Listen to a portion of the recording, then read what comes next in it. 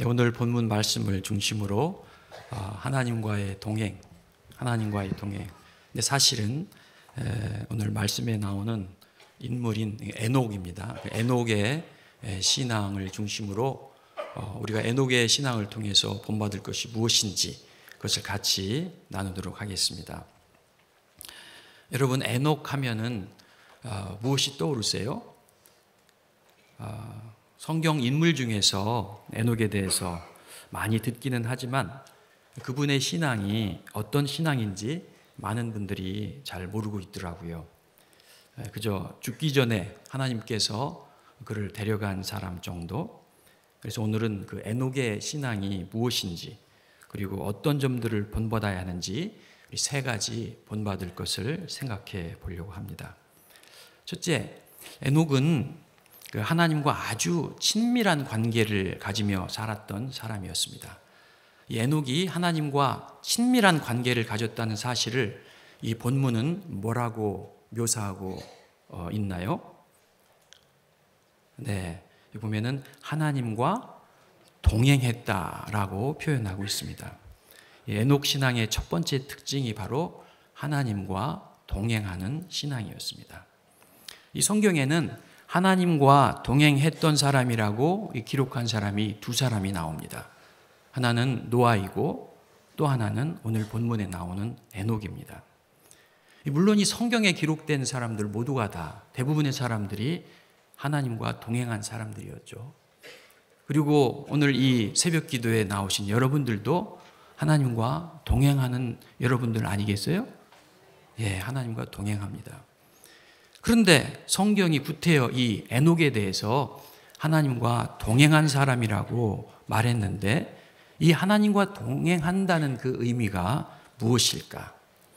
이 동행이란 말의 뜻을 보면은 국어사전에서는 같이 길을 가다, 같은 길을 가다, 함께 길을 걷다, 그런 뜻입니다.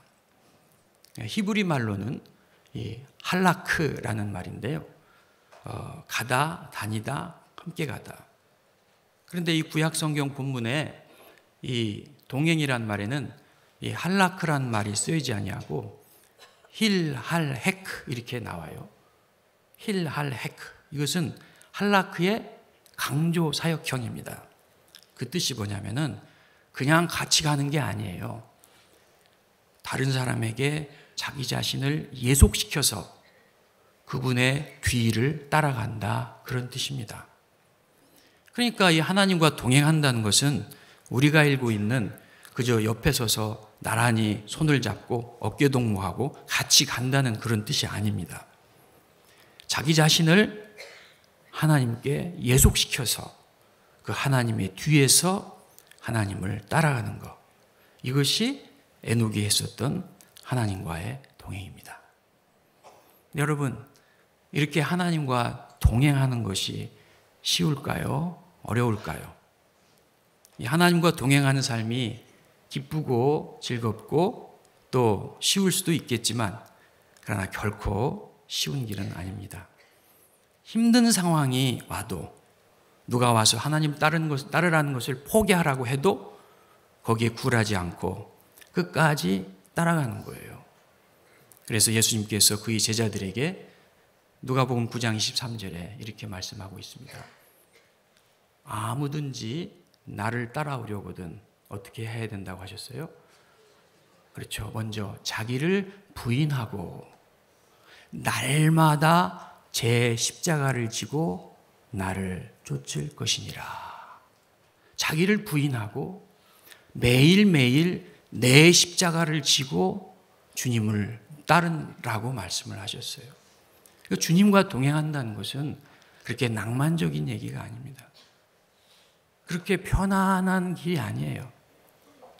십자가를 지고 가는 길이고 자기를 부인하는 그 어려운 고난의 길일 수가 있습니다. 우리가 고난주간을 맞이해서 오늘도 이렇게 주님 앞에 나와서 기도하고 또 주님의 십자가를 묵상하고 있죠. 십자가를 지고 가는 길이 주님과 동행하는 길입니다. 여러분, 십자가, 우리가 십자가 찬양도 하고 그리고 많이 묵상하는데 십자가가 무슨 뜻일까요? 이 십자가를 이해하기 위해서 세 가지 질문을 할 필요가 있습니다. 첫째, 십자가에 누가 죽으셨나? 누가 죽으셨나? 둘째, 십자가는 누구를 위해서 죽으셨나? 누구를 위해서 죽으셨나? 셋째, 왜 죽으셨나? 왜 죽으셨나? 첫째, 누가 죽으셨습니까?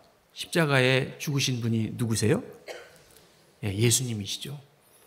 그런데 그 예수님이 누구시냐면은 요한복음에 보면은 태초에 말씀이 계시니라. 이 말씀은 예수님의 별명이거든요. 풀이에 보면 태초부터 예수님은 계셨어요. 그 예수님이 하나님과 함께 계셨는데 그 예수님이 곧 하나님이시다.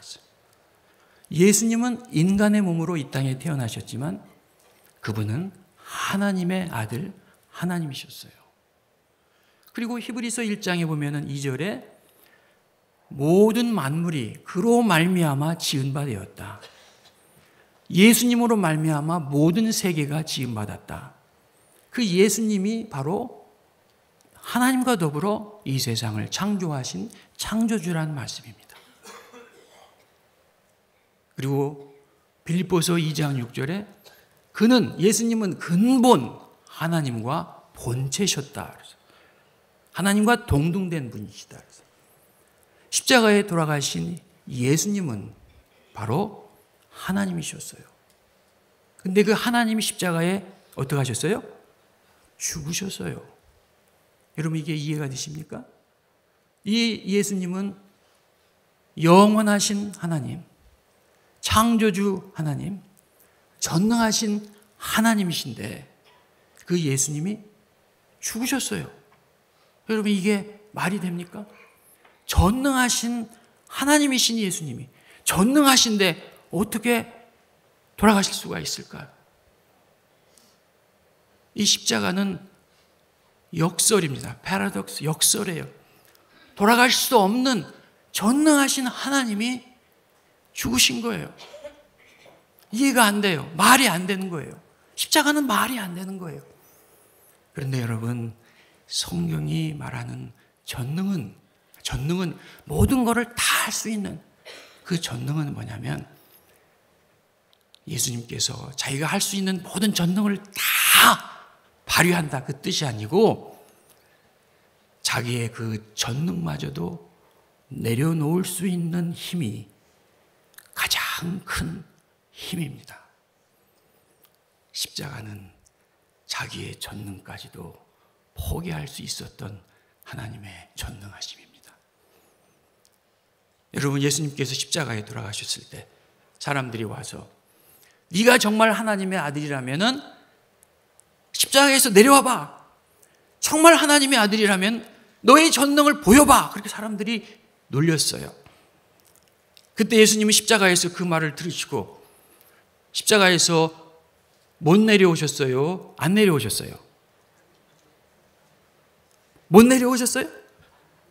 내려올 수 있죠. 전능하신 하나님의 아들 예수님이 그까지 십자가에서 못 뛰어내시겠어요?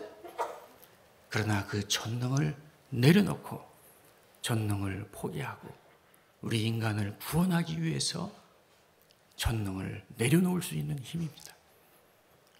십자가는 자기의 권리를 포기하는 거예요. 하나님이신 예수님께서, 전능하신 하나님께서 자기의 전능을 내려놓고 죽으신 것입니다. 두 번째, 누구를 위해 죽으셨나? 누구를 위해 죽으셨습니까?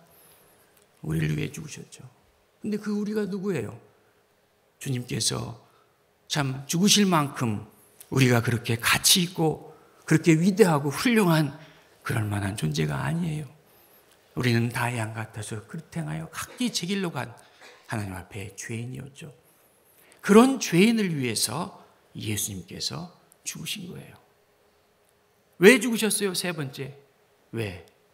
하나님이 세상을 이처럼 사랑하사 로마서 5장 8절에 우리가 아직 죄인 되었을 때 그리스도께서 우리를 위하여 죽으심으로 우리에 대한 자기의 사랑을 확증하셨느니라. 우리를 이 죄인을 사랑하시기 때문에, 이 죄인을 죽도록 사랑하시는 그 하나님의 그 전능을 포기하신 그 사랑이 바로 십자가입니다. 우리도 우리 고난주간에 그 주님의 십자가를 묵상하면서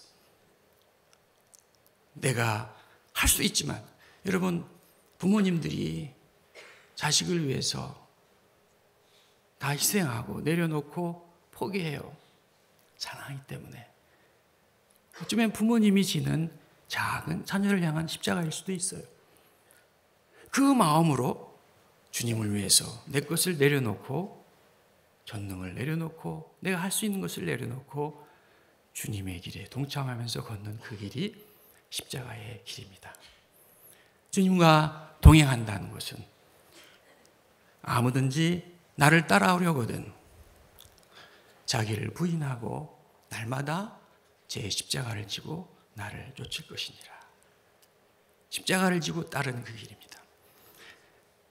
제가 전에 사역했을 때에 복음을 증거하고 이제 예수님을 이제 믿잖아요. 예수님을 믿은 다음에 뭘 합니까? 이제 침례를 주는데, 침례를 주기 전에 세 가지를 물어봅니다. 네 가지를 물어보나, 첫째는 뭐냐면, 예수님께서 당신의 죄를 위해 죽으시고 부활하신 것을 믿습니까? 네. 두 번째, 이제 지금까지 믿었던 모든 우상을 다 버렸습니까? 네. 세 번째, 이제 앞으로 복음을 증거하기 원하십니까? 네. 마지막 네 번째는, 예수님 믿는다는 이유로 누군가 당신을 욕하고 때리고 감옥에 가두고 심지어 죽인다 할지라도 예수님을 배반하지 않겠습니까? 네. 그렇게 하면은 침례를 줍니다. 왜냐하면 그 나라에서는 예수님 믿는 것 때문에 그런 고난과 역경을 당할 수 있기 때문에. 그러고 나서 이 노래를 가르칩니다.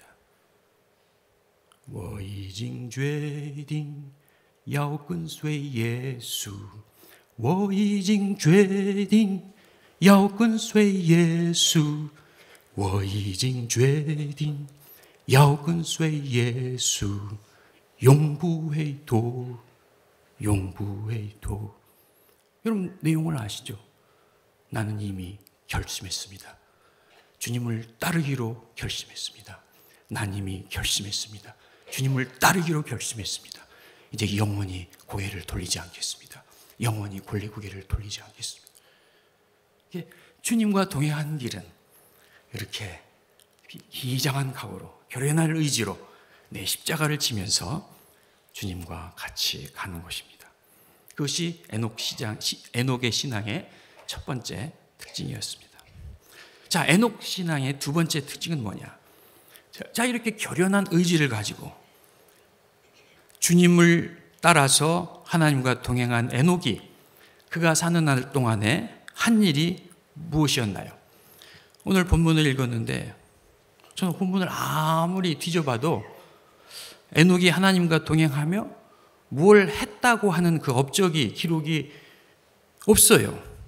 모세처럼 바로 왕과 싸우고 이스라엘 백성들을 출애굽시키면서 홍해를 건넜다, 그런 얘기도 없고, 엘리야처럼 갈멜산상에서 바알 선지자와 싸워서 불을 내렸다, 그런 기록도 없고, 기드온처럼 수십만의 대군들을 그 미디안 군대와 싸워 무찔렀다는 것도 없고, 바울처럼 아시아 유럽을 다니면서 교회를 개척하고 성경을 기록하고 많은 것을 했다, 이런 내용도 없어요.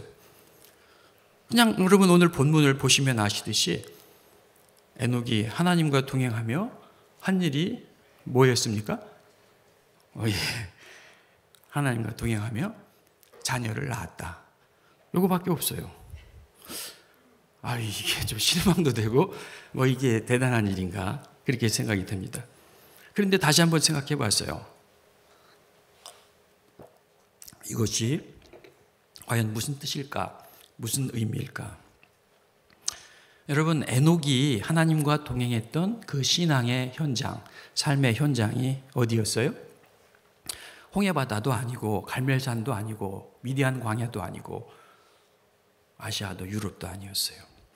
에녹은 애를 낳고 애를 키우고 애 뒷바라지하고 밥하고 빨래하고 청소하고 장사하고 학교 다니고 지극히 평범한 하루하루의 삶 속에서 매일매일 반복되는 나의 일상생활 속에서 집에서, 직장에서, 일터에서, 학교에서 에녹은 하나님과 동행하는 신앙을 지켰다는 말씀입니다.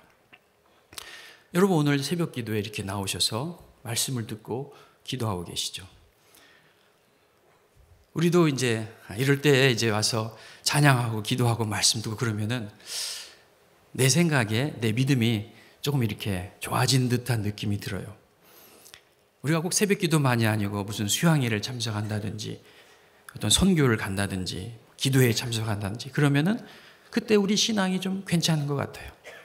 그런데 예배당에서는 괜찮은데 다시 집으로 돌아오면은 일상으로 돌아오면은 다시 직장으로 나가면은 다시 장사한 곳으로 가면은 이게 신앙이 다시 떨어지는 경우가 있어요.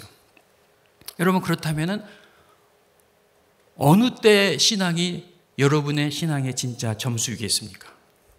새벽 기도에 나와서 기도하고 갈 때가 여러분의 진짜 신앙의 점수일까요? 아니면 일상생활에 돌아와서 살아가는 삶의 그때의 신앙의 점수가 내 진짜 신앙이겠어요? 여러분 우리 콜라를 마실 때 콜라를 이 병을 흔들고 이렇게 컵에 따르면 이 따르자마자 거품이 확 올라오잖아요. 그래가지고 콜라에 이 컵에 콜라가 많이 들은 것 같은데 사실은 좀 지나가면은 이 거품이 쫙 내려앉으면은 이거 반도 안 돼. 컵에 반도 안 되게 차 있는 것을 볼 수가 있습니다. 그걸 보고 우리는 거품이라고 해요. 거품. 우리 신앙도 거품 신앙일 때가 있어요. 거품이 빠진 후에 남은 거 그게 어쩌면은 진짜 내 신앙의 모습일 수가 있어요. 이 거품 신앙이 바로 제 문제예요. 이 강단에서 하나님의 말씀을 증거하고 전하면은 저도 모르게 내 신앙이 그런 것처럼 착각할 때가 있어요. 그러나 내 일상에 돌아왔을 때 내 모습, 그것이 내 진짜 모습인데 말입니다. 로마서 12장 1절에 사도 바울은 이렇게 기록하고 있습니다.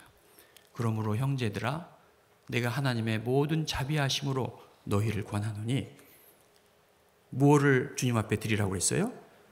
너의 몸을 하나님이 기뻐하시는 거룩한 산 제사로 드리라. 몸을 드리라. 이것이 너희가 드릴 진정한 영적 예배다. 진짜 영적 예배는 너의 몸을 드리는 거다. 몸을 드려라. 몸이라는 것이 무슨 뜻일까요? 우리의 육체적인 삶인데 bodily life, 육체적인 삶인데 육체적인 삶이란 몸을 드리라는 우리가 우리의 팔을 잘라 드릴 수 있어요. 목을 잘라 드릴 수 있어요. 우리 육체를 어떻게 드릴 수 있어요? 몸을 가지고 살아가는 우리의 삶, 우리의 생활 이것을 주님 앞에 드리는 것이 이것이 영적인 예배, 진짜 영적인 예배다. 생활로 드리는 예배, 이것이 영적 예배다. 여러분 예배에는 두 종류가 있어요. 우리 성도님들이 예배당 앞에 나와서 주일날이든지 이 새벽 기도했든지 아침 5시 반부터 6시 반까지 이렇게 드리는 이 예배를 우리는 공적인 예배, 공적인 예배. 주일 11시부터 12시 반까지 드리는 공적인 예배예요. 그럼 공적인 예배가 끝나면 모든 예배가 다 끝나는가? 공적인 예배가 끝나면은 이제 무슨 예배가 시작되느냐? 생활 예배가 시작되는 거예요. 생활 예배로 들어가는 거예요.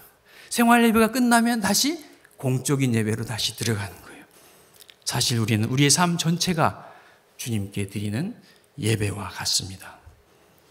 자, 그렇다면은 우리가 이 생활 예배, 너의 몸을 우리의 일상생활에서 드리는 이 예배가 너무나 중요한 예배인데 우리는 이것을 잘못 생각할 때가 많이 있어요. 저는 이것이 좀 바뀌어져야 된다고 생각해요. 우리 신앙생활을 거꾸로 하면 뭐가 돼요? 신앙 생활을 바꿔놓으면 생활신앙! 생활신앙이에요. 이 생활신앙이 참 중요하다고 하십니다. 예배당 안에서의 신앙, 우리 기도회 안에서의 신앙, 여러분 또 특별히 어떤 선교를 간다거나 거기에선 잘하는데 우리 일상으로 돌아왔을 때 생활 속에서의 신앙, 이 생활신앙이 중요한 것입니다. 그래서 이 에녹 신앙의 두 번째 특징이 바로 생활신앙이에요. 생활신앙. 구약의 미가 선지자가 신앙생활이 무엇이냐, 그것을 이렇게 얘기하고 있어요. 미가서 6장 6절부터 8절에 내가 무엇을 가지고 여호와 앞에 나가며 높으신 하나님께 경배할까? 내가 번제물 1년 된 송아지를 가지고 그 앞에 나갈까? 여호와께서 천천의 수양이나 만만의 강수 같은 기름을 기뻐하실까? 내 허물을 위해서, 내 맏아들을, 내 영혼의 죄를 위해서 내 몸의 열매를 드릴까? 하나님이 기뻐 받으시는 제물이 무엇일까? 우리가 하나님 앞에 무엇을 드려야 할까? 송아지 한 마리인가? 한 마리가 뭐야? 수천 마리 그 제물을 드려야 하나? 그러나 하나님께서 뭐라고 대답하십니까? 사람아, 주께서 선한 것이 무엇임을 내게 보이셨나니 여호와께서 내게 구하는 것이 오직 공의를 행하며 인자를 사랑하며 겸손히 내 하나님과 함께 행하는 것이 아니냐. 하나님의 대답이 무엇이에요? 너는 내가 그런 피해 제사에 관심 있다고 생각하니? 내가 원하는 것은 네가 공의를 행하는 것이다. 어디에서? 너의 일상에서, 너의 삶 속에서. 내가 원하는 것은 내가 인자를 사랑하는 것이다. 사람을 사랑하는 것이다. 어디서? 너의 가정에서. 네 아내를, 내 남편을, 내 부모를, 내 자녀를, 내 친구들을, 내 직장 동료들을, 내 주변의 사람들을 너의 일상에서 사랑하는 것이다. 내가 원하는 것은 겸손히 너의 하나님과 동행하는 것이다. 어디에서? 너의 일상의 삶 속에서. 그것이 생활 신앙입니다. 오늘날 우리 크리스찬들은 안 믿는 사람들 앞에 여러 가지 좋지 않은 평을 듣고 있을 때가 많이 있습니다. 전도할 때 따가운 시선을 받으며 전도해요. 왜? 기독교에 대한 인상이 이기주의다, 위선자다, 그런 평을 많이 받기도 합니다. 왜 그래요? 우리의 신앙이 생활신앙에서 실패하기 때문에 그렇습니다. 예수님이 말씀하셨어요. 너희는 소금인데, 어디의 소금이에요? 세상의 소금이다. 너희는 세상의 빛이다. 너희는 산외의 동네다. 너희 빛을 사람 앞에 비추게 하여 저희로 하여금, 너의 행실로 하여금, 착한 행실로 하여금 하나님께 영광 돌리게 하라. 그렇게 말씀하셨습니다. 에녹 신앙의 두 번째 특징은 생활 신앙이었습니다. 세 번째 특징은 무엇이겠습니까? 자, 에녹이 일상생활에서 하나님과 동행했는데, 더 대단한 것은 이 신앙생활을, 이 생활신앙을 하루 이틀, 일주일, 2주일만 하고 끝난 것이 아니고 본문을 보면은 300년 동안이나 하나님이 그를 데려가실 때까지 변함없이 한결같이 유지했다는 거예요. 그의 신앙은 한번 반짝했다가 마는 그런 이벤트성 신앙이 아니었어요. 한두 번은 잘할 수 있는데 끝까지 한결같이 처음처럼 그 일상생활에서, 내 삶의 현장에서 잘하는 거 정말 힘들어요. 그런데 어떻게 에녹이 그런 신앙을 가질 수 있었을까? 오늘 본문에 보시면 에녹은 365세까지 살았다고 나옵니다. 365년을 사는데 그의 전생애 가운데 중요한 전환점이, 터닝 포인트가 있어요. 그것이 몇 살 때였습니까? 여러분 본문을 다시 한번 보시면은 21절에 5장, 에녹은 65세에 무두셀라를 낳았고 무두셀라를 낳은 후 300년을 하나님과 동행하며 자녀를 낳았다.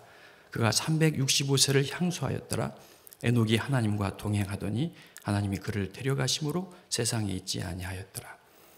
언제가 그의 전환점이었어요? 65세예요. 65세 전과 후가 확연히 다릅니다. 65세 전에는 그냥 애를 낳았어요. 근데 65세 후에는 어떻게 애를 낳았어요? 하나님과 동행하며 애를 낳았어요. 이게 아무것도 아닌 것 같은데 엄청난 차이가 있습니다. 그 전에는 내가 내 마음대로 그냥 살았어요. 그러나 그 이후에는 하나님과 동행하며 살게 됐어요. 아니, 65세 때 무슨 일이 있었나요? 그때 아들을 낳았어요. 그 아들의 이름이 뭐였냐면 무두셀라였습니다. 무두셀라. 아들을 낳고 그 이름을 무두셀라라고 줬어요. 무두셀라라는 이름의 뜻이 뭔지 아십니까? 그가 죽으면 심판이 온다. 그가 죽으면 심판이 온다. 아니, 자기 아들을 낳고 아들 이름을 지을 때 여러분 어떤 이름을 짓습니까? 참 귀한 이름, 멋진 이름, 소망이 되는 이름, 앞으로 이런 사람이 되라라는 기대를 가지고 그 이름을 짓지 않습니까? 그런데 자기 아들 이름을 그가 죽으면 심판이 온다. 아니, 이렇게 무서운 이름을 짓는 아버지가 어디 있어요? 이것은 분명히 자기 뜻대로 지은 게 아니고 하나님께서 그에게 말씀해 주신 것 같아요. 네 아들이 나오면은 이렇게 이름을 지어라. 여러분, 우리가 자녀를 키우면서 자녀의 이름을 얼마나 많이 불러요? 하루에도 수십 번, 수백 번 부르지 않습니까? 무드셀라야 일어나라. 무드셀라야 밥 먹어라. 무드셀라야 학교 가자. 무드셀라야 이거 좀 해와라. 무슨 말입니까? 네가 죽으면 심판이 온다야 일어나라. 네가 죽으면 심판이 온다야 밥 먹어라. 네가 죽으면 심판이 온다야 학교 가자. 네가 죽으면 심판이 온다야 자자. 하루에도 수십 번, 수백 번 네가 죽으면 심판이 온다. 네가 죽으면 심판이 온다. 네가 죽으면 심판이 온다. 한 번도 주님의 임박한 심판을 의식하지 않고 산 날이 없습니다. 단 한 시간도 주님의 임박한 심판을 의식하고 산 적이 없습니다. 어쩌면 오늘 하루가 마지막일 수 있다는 그런 절박한 마음으로 살았을지도 모릅니다. 정말로 무두셀라가 죽은 후에 심판이 왔어요. 그것이 노아의 홍수였습니다. 에녹은 무두셀라를 낳은 때부터 그의 삶이 확실히 달라졌어요. 그저 세상 속에서 그저 자기 욕심대로 살던 사람이 아니었어요. 하나님과 동행하는 사람으로 바뀌었어요. 우리 일상생활에서 돈도 벌고 결혼해서 애도 낳고 잘 키우고 좋은 학교 가고 좋은 직장 가지고 살고 이것도 중요해요. 그러나 그것이 다가 아니라는 것이죠. 한 번 죽는 것은 사람에게 정하신 것이요 그 후에는 심판이 있으리니 우리 인생을 어떻게 살았는가 반드시 평가할 날, 셈하는 날이 옵니다. 결산하는 날, 평가하는 날, 심판하는 날이 옵니다. 이 세상이 다가 아님을 깨닫고 하루하루를 함부로 살지 않는 삶. 에녹이 300년 동안을 하나님과 동행하며 살 수 있었던 이유는 이런 삶을 살았기 때문에 그렇습니다. 이런 삶을 우리는 종말적 신앙이다. 종말적 신앙. 이 세상 끝나니까 내 마음대로 살자 그것이 아닙니다. 초대교회 교인들은 예수님이 다시 오심을 믿으며 재림 신앙을 가지고 살았어요. 주님의 다시 오심을 준비하며 기다리며 오늘 하루를 주님 앞에 최선을 다하며 성실하게 살아가는 삶입니다. 그런데 여러분 무두셀라가 살았는데 무두셀라가 얼마 동안 살았어요? 네, 성경에서 제일 장수한 사람이 바로 이 무두셀라예요. 969년이에요. 쉽게 얘기해서 1000년입니다. 1000년. 1000년을 살았어요. 무두셀라가. 그가 죽으면 심판이 오는데 그 심판이 오기까지 1000년이 걸렸어요. 1000년의 세월이 걸렸어요. 심판이 있어요. 그러나 심판이 있기까지 1000년을 기다려주시는 하나님임을 의미합니다. 여러분 성경 가지셨으면 베드로후서 3장 8절 9절을 한번 찾아보시기 바랍니다. 베드로후서 3장 8절과 9절 말씀. 찾으셨으면은 우리 같이 한번 이 말씀을 읽겠습니다. 베드로후서 3장 8절과 9절입니다. 네, 같이 읽을까요? 시작. 사랑하는 자들아, 주께는 하루가 천년 같고 천년이 하루 같다는 이 한 가지를 잊지 말라. 주의 약속은 어떤 이들이 더디다고 생각하는 것 같이 더딘 것이 아니라 오직 주께서는 너희를 대하여 오래 참으사 아무도 멸망하지 아니하고 다 회개하기에 이르기를 원하시느니라. 우리 하나님께서 너희를 향하여 오래 참으사 그가 죽으면 심판이 온다.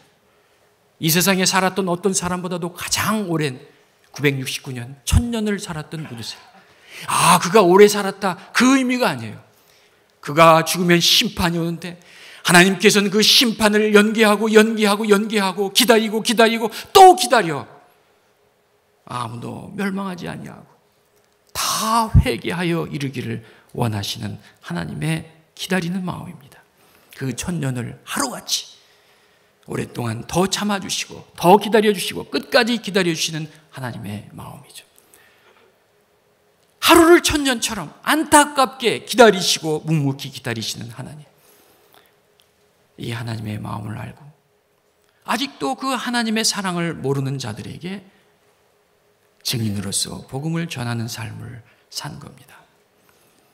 오늘 하루가 마지막인 것처럼 하늘을 우러러 한 점 부끄럼 없는 삶을 살려고 애쓰는 삶, 하나님의 마음을 가지고 잃어버린 한 마리 양을 찾아가는 삶, 아니 열방을 향한 하나님의 마음을 가지고 복음을 증거하는 삶, 증인의 삶, 그것이 종말적인 삶입니다. 종말적인 삶입니다. 이 세상이 다가 아니고 종말적 신앙으로 사는 삶, 그 신앙이 바로 에녹의 신앙이었습니다. 자, 정리해 볼까요? 에녹의 신앙은 어떤 신앙이었다고요? 첫째는 누구와 동행하는 삶? 하나님과 동행하는 신앙. 자기 자신을 하나님께 예속시켜 그 하나님의 뒤를 따라가는 신앙. 둘째는 어떤 신앙? 생활 신앙. 거품 신앙이 아니고 우리 몸을 들이는 우리의 일상의 삶 속에서 한결같이 그리고 처음처럼 계속해서 주님과 동행하는 삶을 사는 것이죠. 마지막 세 번째는 어떤 신앙? 종말적 신앙입니다.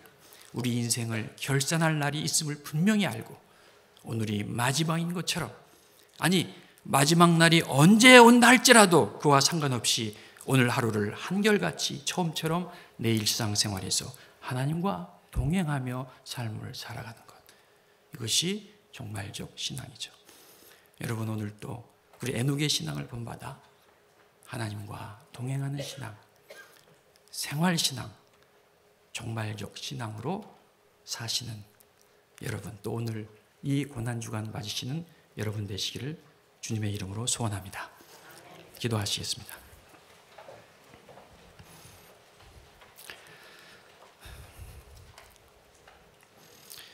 하나님이신 예수님께서 자기의 전능을 버리시고 이 땅에 오셔서 이 죄인인 저희를 위해서 우리를 그토록 사랑하시는 사랑으로 십자가에 그 길을 걸으시며 그리고 그 십자가를 맞이하심으로 우리에게 구원을 주신 주님의 십자가를 묵상하며, 주님, 우리도 나를 부인하고 날마다 내 십자가를 지고 주님과 동행하는 삶을 살 수 있도록 인도하여 주시옵소서.